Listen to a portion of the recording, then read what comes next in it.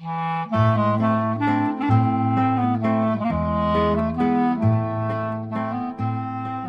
to Couples Therapy in 7 Words. I'm your co-host, Judy Alexander, and I'm here with my husband, Dr. Bruce Chalmer. Well, hello, Judy, and hello, viewers and listeners. Our topic for today is... I'm having second thoughts about my relationship. Ooh, ouch, indeed. This is another one that came up because we've got lots of keyword searches, about that very thing. And of course, I see it in the office all the time. So we thought we would do a podcast about this particular topic. Before we do that, we've got a bunch of things to advertise here. So many things. So let's start with the stuff directly from us. Okay. Including the book that got this whole business started. All right. Oh, I didn't put them in order today. So There we are. Reigniting the Spark, Why Stable Relationships Lose Intimacy and How to Get It Back. That's the book that came out a little over 3 years ago as of the time we're doing this taping. And it's interesting how that's, I never can predict what's going to produce a little spike in those sales, but you get these little spikes. So folks, when you see this, check out that book. It's a darn good book. It's a darn good book, yes. And the more recent book that just came out. It's Not About Communication, Why Everything You Know About Couples Therapy is Wrong. Yes, indeed. And, it's not only about couples therapy. I will just put it that way. It's about relationships in general and about how if you start getting ideological about relationships, it causes problems. Yes, it does. And that's true in the individual domain and true in the political domain and everything in between. And there's a couple other booklets I've written we don't have to talk too much about. I will put in a plug for my newsletter. Yes. You can hold up the freebie you get. Well, actually, you can hold up both of those booklets. There we are. You can tell we organized this carefully in advance, folks. 7 Words to Jumpstart Your Love Life. That is a booklet that I came out with in the last several months. And this is the one that if you want the paperback version, or if you would like to hear me narrating the book, which I think is actually a rather good. It is. Good job. Yes. Then you have to buy it from Amazon. But if you just would like to read a PDF of that book, you don't have to buy it. You may, but you don't have to. All you have to do is go to ctn7.com, that's our podcast website, and you will see a box magically appear that says, click here to sign up for Dr. Chalmers' newsletter. And when you do that, you will receive a confirmation email that contains a link so you can go download that book for absolutely free yourself. And I think it's worth it because it's a really neat book. It summarizes a lot of the ideas we talk about in this podcast, and it's all about jumpstarting your love life, and who doesn't want to do that? Exactly. Even if you've got a good love life, it can always be better. And if if you're, always give it a little oots. You can always give it a little oots. And if it's not so good, this will give you some guidelines for helping you restart it or start it or do what you need to do. And then the other booklet, since we're showing all the booklets. Might as well.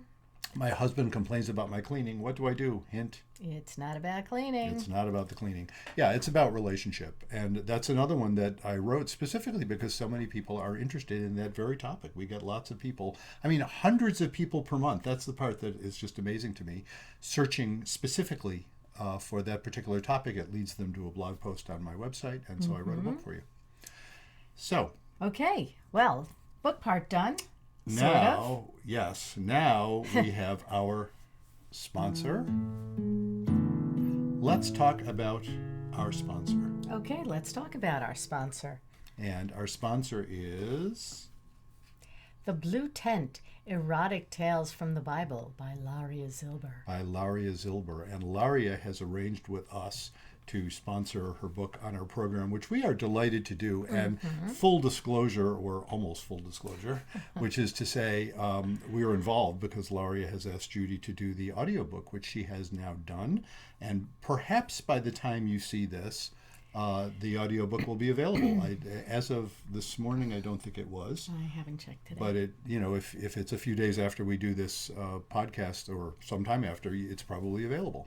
If you go to Amazon.com and search for Laria Zilber, or you could just go to lariazilber.com, you will find access to that book. Judy, tell folks about the book. It's really well. Speaking of jumpstarting your love life, oh boy. some of the things that we talked about. Well, we recently did a show on porn, erotica. A great way to jumpstart your love life is to read erotica, either to yourself or to each other.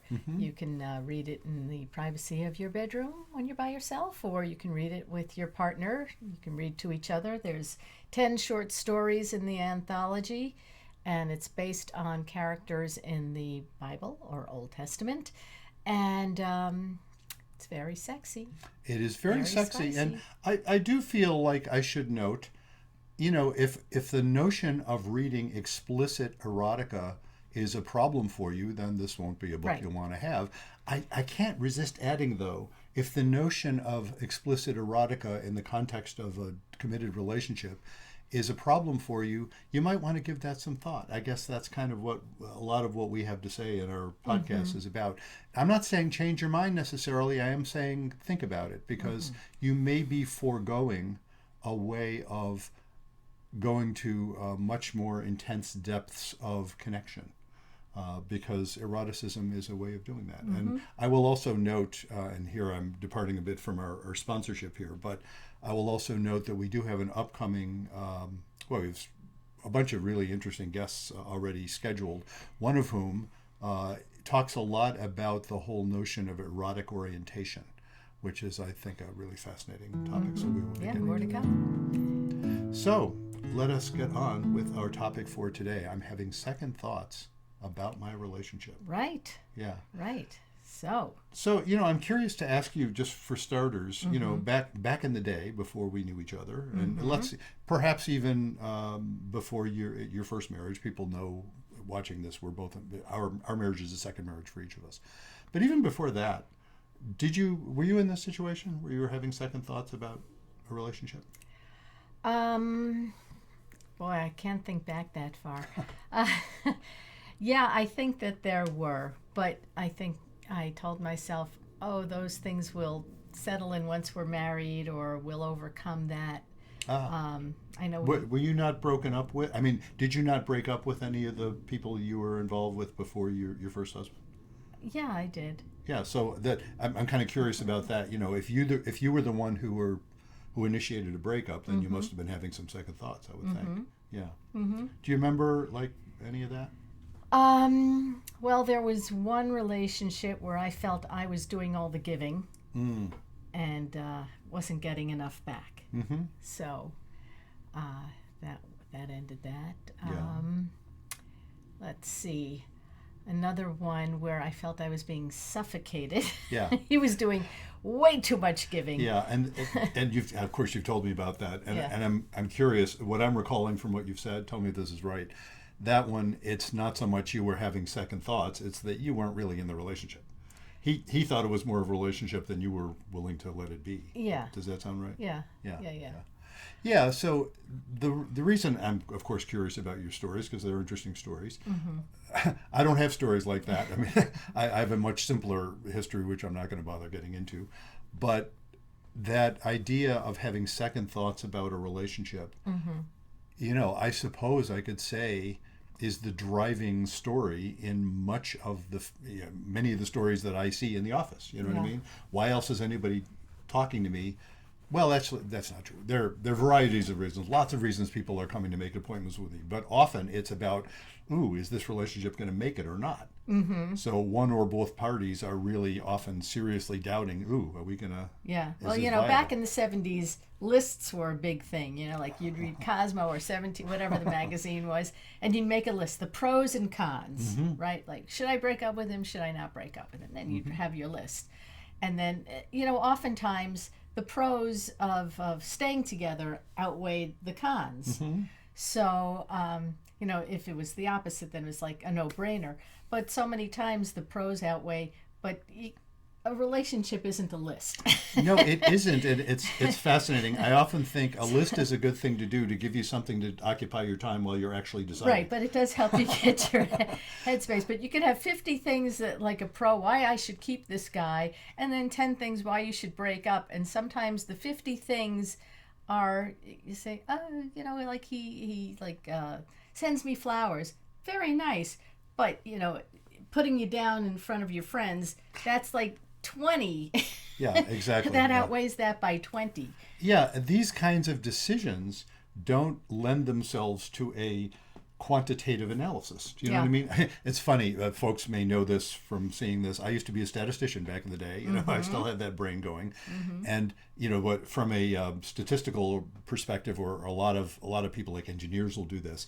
You make your list and then you weight how much each counts, and then you have a nice numerical number. Yeah. You multiply, you just add up the weights, and you say, well, okay, I've got a total of 300 points of negative versus 200 points of positive, even though I may have 50 positives and 3 negatives. Yeah. But the 3 negatives are all enormous. Whatever. Right. It doesn't really it doesn't work that way. No. That the way we make decisions. Here I'll throw out a little nerd point here. For people who enjoy this kind of thing, read Daniel Kahneman's book, Thinking Fast and Slow, because he talks a lot about the psychology of how we make up our minds and how it isn't so simple. And there's the part of us that's analytical, and then the part of us that is not analytical, and they are both really important. Yeah. And actually, we make our decisions with the non-analytical part, but that doesn't mean you should ignore the analysis entirely. So yeah, make your list, but some say one of the best ways to make a decision of that sort, make your list, do your due diligence. It's like they'll say if you're going to buy a car, big purchase, right? Yes, go do your research, make your list, then go away, think about something else for a while, then make your decision. And you'll do better if you do that than if you insist on being totally analytical, because it's not all analytical. Yeah. You won't necessarily be as happy with your decision if you insist on being very analytical. Idea. Yeah. And look, people who come to see me, even people vary all over the map and how much they're sort of left-brained or right-brained, list makers or not list makers. And even the list makers are having difficulty. That's why they need the likes of me. Yeah. It's not such a simple decision all the time. A lot of times what people will be looking for, again, just going by the search queries and also going by the folks I talk to, is it normal to have second thoughts about a relationship? Yeah. I would think so. Well, I do too. It's interesting because I think when somebody's asking that question, well, the classic on this, night before the wedding or right before the wedding, and it's usually the bride, although I suppose I could say the groom, but stereotypically it's the bride saying, am I making a big mistake here? And you know what? You don't know. You don't know. Well, unless there's certain things that all of your friends have already told you. You're marrying a complete jerk. What do you miss? And she's not seeing it because she's in love with him, and that. I think back to Prince Charles and Diana. Oh boy. When she was having second thoughts, and I guess the story goes, her sister said, "Too late, Dutch. Your face is on the tea towel," or something like that. Yes, exactly. Yeah, and with hindsight, Yeah. we should say it doesn't matter if your face is on the tea towel. Right. Don't do it. Well, and even when he said whatever love means. Yeah, whatever love like, means. Oh dear. Ouch. Anyway, the other thing that has motivated our doing this is we have a listener letter. Should we get into listener letter now? Sure. Why don't we do that? All right. Go for it. Okay. So let me pull this up. And this comes from Allie, and she writes, "Dear Bruce and Judy, I'm a 36-year-old woman. I've been dating DJ for 4 years, living together for the last 2. We have been talking about getting married. I've never been married before. DJ has. We don't have any children, and we don't want any children. We do have very different habits, though, and I'm concerned this could be a problem. I'm very much a morning person. Up at the crack of dawn, going for a jog with our dog, and getting all my emails and other personal business out of the way before going off to my job as a nurse in a doctor's office by 8 a.m. I'm usually home by 5 p.m. when I play with the dog and make dinner for me, which is lunchtime for DJ. DJ is more of a night person. He works at home, he designs websites, so he can make his own hours. After we have our meal together, he goes back to work in his office until around 10 p.m. I'm usually in bed between 9 and 10. DJ stays up watching TV or playing video games all night and comes to bed around 2 a.m. We have a nice small circle of friends we see a couple of times a week. One night during the week we play trivia at a bar, and on weekends we usually hang out at one of our houses. Our sex life is pretty good. We usually have sex on the weekends. So what's my problem? I don't know if this is the way I want to live the rest of my life. My mom tells me I'm too picky, which is why she says I've never been married, that my expectations are too high. People have lives that are pretty routine, and she doesn't know what I'm expecting life to be, that I'm 36 and it's time I stop looking around and get settled. Sometimes I think we're leading parallel lives. Am I expecting too much? My mom was a single mother, so I don't know what a good marriage looks like. DJ's parents were also divorced. Am I making problems where there aren't any? Wow. Yeah. Yeah. Tricky question, Ellie. That is very much a tricky question. I can't resist putting in a plug for one of my books. Okay. I have a chapter in Reigniting the Spark called "How to Know When to Call It Quits," which would apply here.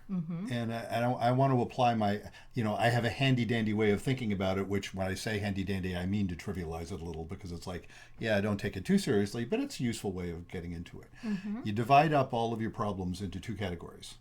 Category one is deal breakers. And when I say deal breakers, I don't just mean not getting along, Right. because that could change. I Right. mean stuff that is just logically, sorry, there's no solution here unless somebody Right. completely Like one changes their wanted mind. kids, one Bingo. doesn't. Precisely. But it sounds like they're on the same page with Exactly. They're not talking like one wants kids, the other doesn't. They're not talking like, she didn't say anything about where they're living. Right. Because I've known people that have a deal breaker because one just really needs to live in some, like Florida, and the other needs to live in Vermont. Or Right. whatever, that. Right. that sort of, or in the city or in the country, or whatever you want to say. That's not an issue there. There are no, people often use the term deal breakers for things like, oh my God, he's abusive. There's Yeah, none that of doesn't happening. sound like there's none of that. So that's there's, the case. the good news you could say is, well, there's no obvious no-brainers here. That's the good news. Of course, you could also say it's the bad news, because it means, well, then how the heck does she decide what to do here? That's why she's so uncertain. She seems to love him. She didn't say that. It's interesting. She didn't That's true. make a point of saying, I deeply love him. It would hurt to lose him. That's interesting. And it's funny, I'm just, as I'm saying this, I'm just realizing that would be important for me, though I have to say, I wouldn't assume it is equally for everybody. The assumption that from your primary relationship, you have to feel like, oh my God, this person I am so bonded with, I would be just bereft if they left me, or God forbid died, or whatever. I want to feel that way, but not everybody needs to. Yeah. I recognize that partnerships, like old-fashioned view of marriage wasn't anything to do with love. You hope love would grow in a marriage, but marriage was about the stability aspects. Marriage was about forming a partnership, and having kids, although they don't want to have kids, and creating a life together, being an economic unit. Those are all valid reasons that people want to stay together. I think it was also being part of a community. I think people are so scattered, there really isn't that communal thing anymore. That's true. Yeah. So. Yeah, that's true. That when you're part of a very close community, you have lots of opportunities for intimacy. I'm not talking about sexual intimacy, but lots of opportunities for intimacy that you don't need necessarily from your spouse. Right. And so there wouldn't have been that expectation in lots of generations. All of that said, it is interesting that she didn't say, I would just be devastated to lose him. She's saying, I'm not sure I want to live like this. She doesn't hate him. Right. She's not putting him down. Yeah. But, she didn't say anything that indicates that he's all about her the way she seems to want him to, want to be all about him. Does that make sense? Yeah. Yeah. Yeah. Although maybe she just is assuming that we know she loves him because she's writing, because they're, they've been together, and she doesn't need to state that. Yeah, right. And but it sounds like more of a lifestyle thing that's going on with well, them. exactly. And let me. So I mentioned there are two categories of problems. So there don't seem to be any obvious deal breakers here. The other category, therefore, I just call growing pains. And it's interesting because where she says, sometimes I think we're leading parallel lives, that's the kind of thing that could be a growing pain in the relationship, which is to say, that could change. That phenomenon could change. It could turn out that they could, lives change over time in terms of how people do what they do. maybe he's always going to be a night owl and she's always going to be a morning person, but maybe there will be a moderation of that difference. You know, she may find that she doesn't have to get up as early or whatever, or that she can still get up as early. He may. You know, it's funny. I'm thinking about myself over the course of my life, and I'm 72 at this point. I get up way earlier than I ever used to. I get up earlier than you. Get up way earlier I than do. me. and you're not like asleep until, you know, late. No. But no, I get up earlier than I used to, and the older I've gotten, I think that's been the tendency, and I feel fine. You know, I sleep well. I go to bed earlier too than I used to. And I don't, you know, the only point of that being, isn't it interesting? These things are not set in stone. Yeah. They sometimes do change. And if indeed they talk about it in a non-panicked way, perhaps they will find some way of finding each other.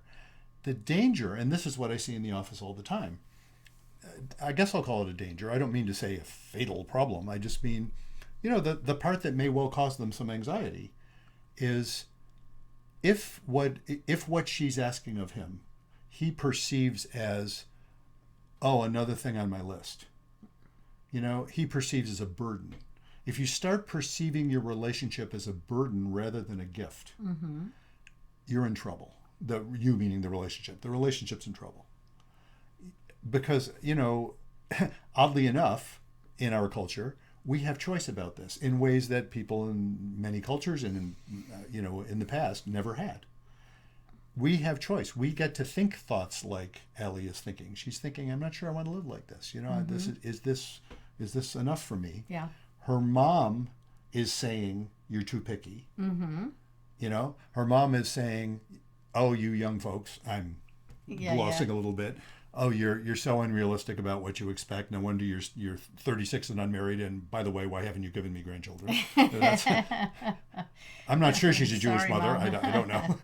I don't know if you know. I'm of course channeling Jewish mothers, but she may not. There's plenty be. of mothers that say that, Exactly. not just Of course Jewish there are. ones. Of course there are. And so no, but you know what I mean. She's getting that pressure from the outside, but part of her problem, and I put problem in air quotes. Part of her problem is that she has choice. She can conceive of this being something that, well, maybe she could do better. Yeah.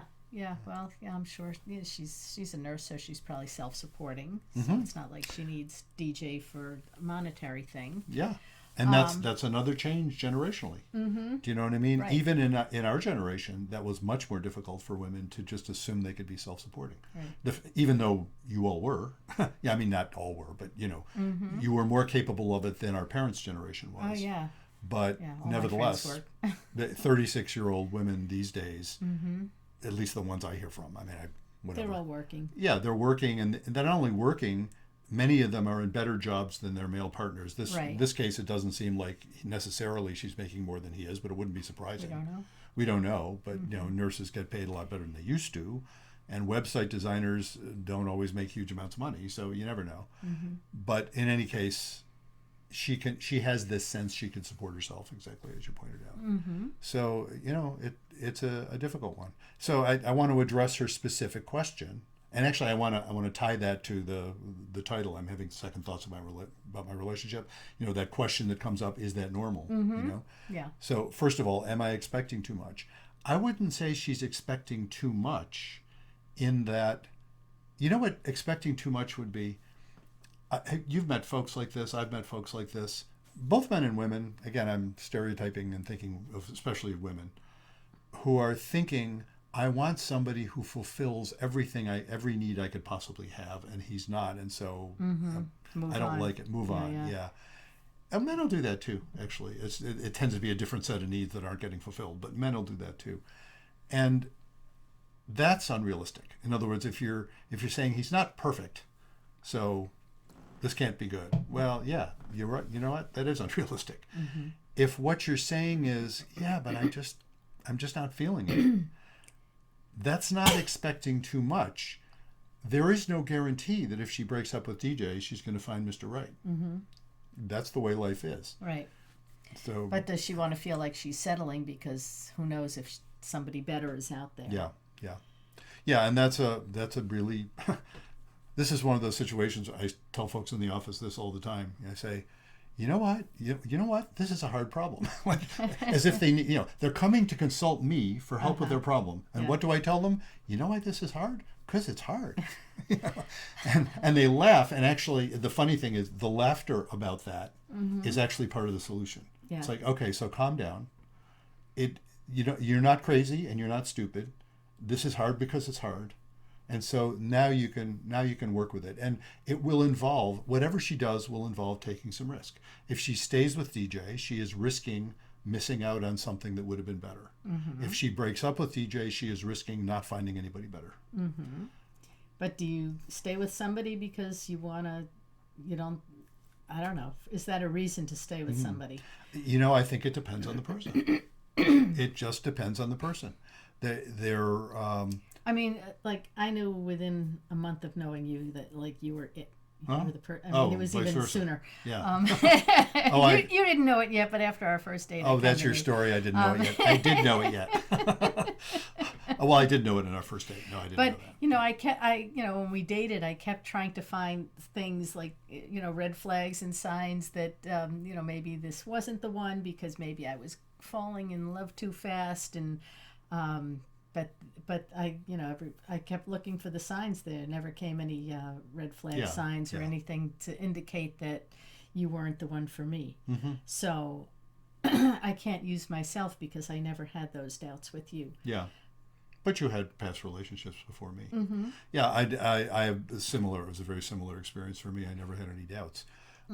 It's an interesting problem though, because I think we're unbelievably lucky in that respect. Yeah. Do you know what I mean? Well, and actually, I should back off a little bit on that.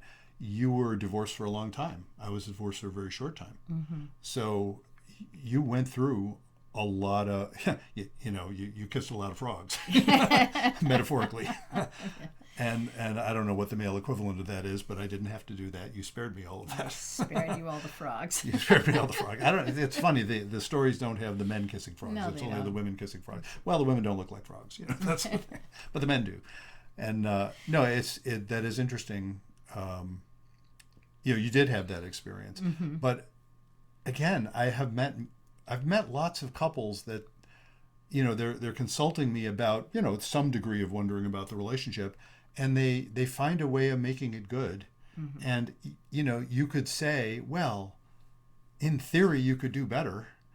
But I don't know that I would never want to impose that on anyone, that assumption that, you shouldn't settle. Yeah. That sometimes, there's a beauty in accepting what you have that can actually result in a much deeper kind of intimacy that actually could be exactly what you thought you were missing. That's true. And she might just want to adjust the way she thinks about it. Yeah. Rather than seeing things as a negative.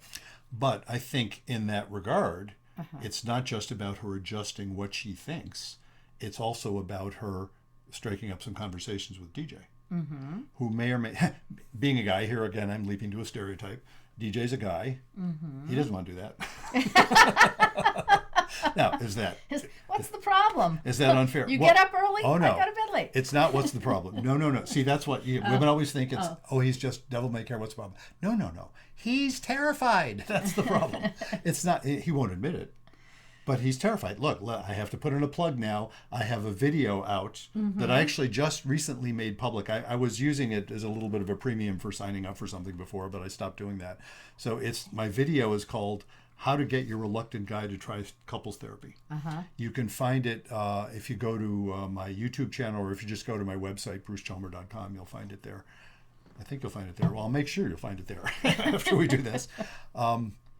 And it really addresses that very issue. Women think, he says, overstating, but whatever. Yes, go ahead. Tell me what women think. I'll tell you. I'll mansplain to you what women think. Tell me what women think. Yeah, well, and obviously you can comment on that. Well, look, I'm not going to second guess, because you have spoken with so many women that you probably know what they think more than I know what I think. I don't know what all women think, but you've spoken with way more women about problematic relationships. So I'm going to go with you on this one. Well, I appreciate that. I mean, with the huge caveat that, as you know, I'm not a woman, so got that. No, it is interesting to me, and because you just sort of demonstrated it a moment ago. What I pointed out when you were saying, he's just saying, what's the problem? You were assuming he's just not worrying about it, and I'm saying, no. it's not that he's not worrying about it. It's that he won't let himself admit that he's worrying about it. And when she brings it up, he resists and he tells her, oh, this is your problem. You should change, all the things you think, you're right about all the things you think he'll say. Yeah. But you're missing the part. And the reason you're missing it is because he won't tell you. The reason he'll say no is that he's terrified. That's why. It's not because he doesn't know there's a problem. He's scared. He's worried about losing her. Yeah. If she says to him, I'm not sure this is okay, his first thought is to say, make that not be true. I don't want to hear it. Yeah. And if we go, and then he'll click into all of the things that men worry about couples therapy. And as I point out in the video, they worry about it for good reason. They're not crazy to worry about it. They worry that the therapist is going to say, you need to think about this, which, is sort of challenging to him, especially to his male ego. They're worried about the therapist will take the side of the woman, which is often the case, even if it's a male therapist, and they shouldn't, but they do. And I know that tendency myself. And they'll worry that the therapist will basically tell the woman, oh, dump this guy, he's a jerk. And all of those are perfectly legitimate worries because there are therapists who will do that. Frankly. Really? Oh, yeah. They'll say, dump this guy, he's a jerk? They won't. Well, I shouldn't. First of all, if you can conceive of it, there are people who will do it. Yes, but mostly it won't be that overt. But it'll be obvious that that's what they're thinking. And again, not just women therapists. Male therapists sometimes will do that too. So his worries about therapy are not ill-founded. Right. And nevertheless, the effect of his fear, and never mind therapy, just having the conversation, even themselves, the effect of his fear is to shut down intimacy, which just leaves her feeling worse. And so it is something of a crisis in the relationship if she's going to say, hey, DJ, I am not satisfied with this. And his first reaction will be to say, oh, I don't know, do something, go see a friend, or, let me make it so I'll walk the dogs, or, something trivial, And she's going to have to be able to say, no, I am serious about this. I'm seriously wondering if I want to stay with you. Again, perhaps she would then add, even though I love you and I don't want to lose you, I would like this to work, but we're going to have to talk about it because I'm not happy with how it is. That's a crisis. Yeah. And he's going to have to be able to face that crisis, and she's going to have to be able to insist on precipitating it. Yeah. And that's not easy. Yeah. Yeah. Well, I think the marriage talk probably is bringing up this stuff. And they it's really interesting. need to deal with that before. He's been they married go before. ahead. Yeah. Although, it's interesting, though, because she didn't say what so many people say in this. He's been married before and he's really reluctant. She didn't say that. Yeah, no. She said, we've been talking about getting married, and she's the one expressing doubts. Yeah. And that's interesting, too. It's like he's feeling like, I find, the first one wasn't right for me, but you are. Which, that could well be the case. He might feel that. That could well be the case. He might be very happy in the relationship. And Yeah, and that's a tough one. I have seen that. I know that one, where he's happy in the relationship and she's not. And of course, then what he's thinking is everything would be fine if you were happy in the relationship. So why don't you go to therapy? Yeah, right. You're the one with the problem. I don't have a problem. Of course, as I point out to those guys, are you okay? You're saying you're okay with her not being happy? And the guy is not going to be okay with her not being happy, but he's still going to think she's crazy. Do you know what I mean? He's still going to say, well, no, of course I'm not okay with her. It's your problem. It's not my problem. I'm happy. Right, I'm happy. I wish you would, which oddly enough tends not to be terribly endearing to her. That just doesn't seem to do it. I can't imagine why not. Yeah. So I don't think you're making up problems where there aren't any, Allie. I think you need to do some examination of what your expectations are, what your reality is, and where you want to go and how you want to proceed. Well, and talk about it. And talk about it with DJ. That's the key. She has to talk about it with DJ. She has to talk about it with DJ and precipitate that crisis. And let me throw in the other thing. I said I was going to tie this to that search term. I'm having second thoughts about my relationship or about my upcoming marriage or whatever. Is that normal? Well, that's a simple answer. Yes. Now, is that normal? It doesn't mean it's okay. Of course, you say normal to an old statistician. I just mean average. Does that happen a lot? Yeah. Oh, you betcha it happens a lot. And it doesn't mean that your relationship is fatally flawed, but it doesn't mean it isn't either. So it's the same thing. If you're having second thoughts about your relationship, it's the kind of thing that if you're not able to talk about it in your relationship, that is likely to be fatal to the relationship. If you are able to talk about it, it doesn't mean for sure that everything will be a-okay in your relationship, but you got a shot. Yeah. Because then you can actually, that itself is intimacy. If you open up intimacy, I haven't, for the drinking game purposes, I haven't said the phrase yet, you have to tolerate anxiety, right? You have to tolerate the anxiety of intimacy. Those of you playing the drinking game, take a shot. The second, the don't panic. Yes, be kind, don't panic, and have faith. Yeah, you have, in order for intimacy, in order to be, to take those risks, you have to be willing to tolerate the anxiety. It won't be free of anxiety. To bring that up with a partner is going to be a scary prospect. And if you're able and willing and your partner rises to the occasion, that is intimacy. Sometimes intimacy means, you stay together and you have a lovely relationship. Yeah. Sometimes intimacy means you decide to break up. Yeah. That's also an intimate decision. Yeah. Well, let us know how it goes, Allie. And to all of our other listeners out there, if you have a question you would like me and Bruce to discuss on air, you can go to ct@7.com and write to us.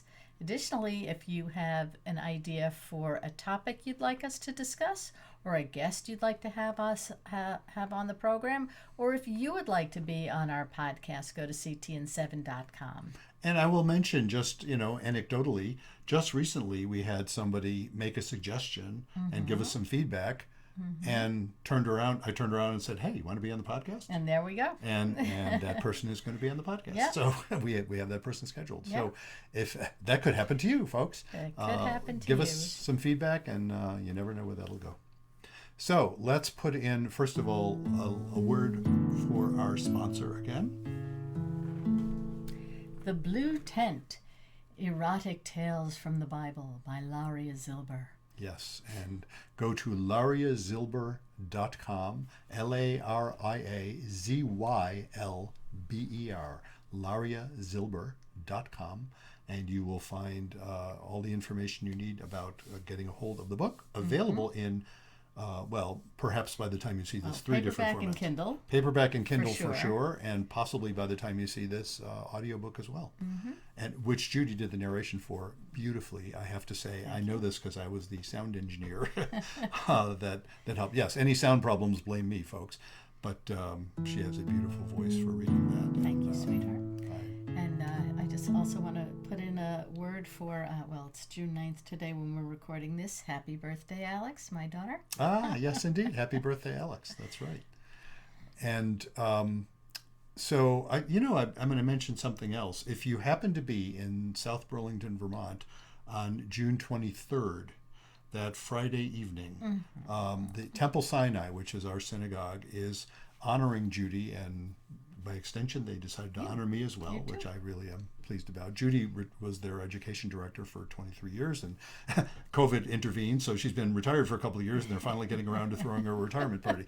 But that Friday night is the one I especially want to mention, because selfishly, I suppose, of course, because I wrote a piece of music that called Awake North Wind. It's a setting from Song of Songs, speaking of erotica. Yeah.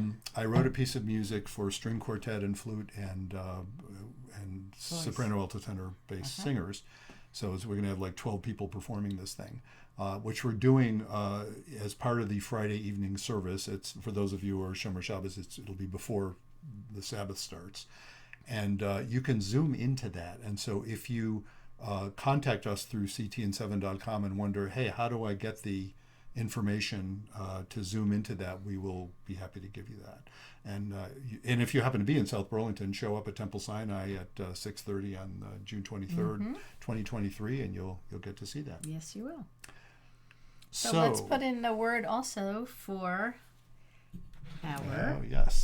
Ooh, there it is. Merch. Those of you not seeing this, our I just bumped... Couples Therapy and 7-word merch. It makes a nice sound on the microphone, doesn't it, when I bump the microphone with it? Yeah, these are our mugs that we're holding up. Our beautiful mugs with our logo on one side and our motto on the other side, be kind, don't panic, and have faith. Indeed. In sizes 11 ounce and 15 ounce. And I have to hold up, I finally remembered to bring up our other We bought two of The these, and one we non-used use all tote the time. bag. This is the brand new one. This is Although the it's tote been bag. sitting folded up. It's been so sitting it's a little folded up for a wrinkly, while, but yes. that's okay. It's beautiful, sturdy material. Yes, And indeed. it's lightweight, and it it's can fold up really tiny. It's a and nice white tote bag with our logo, just like the mugs, a logo on one side it's washable, too. motto on the other. It is washable. It is. We use the one that I didn't just take out of the plastic. We use that one all the time, and invite you to. T-shirts and Yeah, we have all that kinds as well. of good merch, We do. So which you can all find at ctn7.com. go to the shop tab there. And finally, let's mention our books, Right. or my books, the ones I wrote. Right. So we have the 2 books, Reigniting the Spark. Why? Reigniting the Spark. Why stable relationships lose intimacy and how to get it back. And it's not about communication. Why everything you know about couples therapy is wrong. I suppose I could have turned around those two subtitles, but they wouldn't have quite fit the book, so that's Right. right. And then more recently, the booklets that I have come out with. Right. 7 Words to Jumpstart Your Love Life, which you can get for free when you subscribe to Bruce's newsletter. And My Husband Complains About My Cleaning. What do I do? Hint, it's not about the cleaning. Indeed, and that one you can get from Amazon. You can get them both from Amazon. Yes, you can get all there. And so, until next time, Remember, be kind don't panic. and have faith.